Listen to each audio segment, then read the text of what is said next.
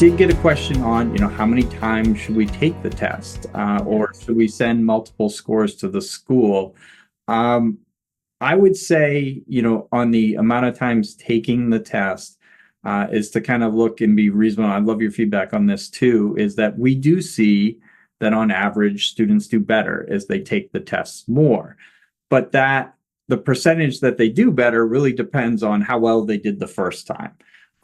So if you did really well, your child did really well the first time they took the test, their improvement's not going to be that great off of that. And so if they're just scoring, 10 points better, 20 points better, I presume, Alice, from your standpoint, that's not going to make a difference in how you see the child or view the child, as a candidate at your school. So it's probably not worth, retaking the test in that situation.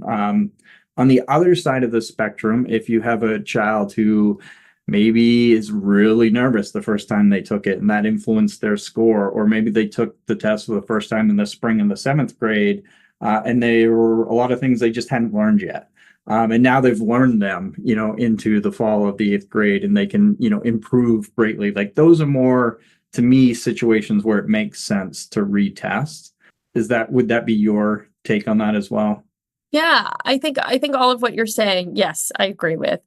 On the committee side of things, you can also ask the admissions counselors how they look at those scores, because a lot of schools will super score the test for the applicant. So there's, 3 different sections, and they'll take the best score from each section, giving you your, the best score you could get for the test. So ask about those things too, because if they did really well on 2 sections, like you're saying, Darren, but the other section, they're like, I think I could do better. Maybe it's worth taking it again to get that 3rd section up a little bit, even if the other 2 sections go down, right? Because if that school super scores the test, they're going to take the best scores from each section and combine it together.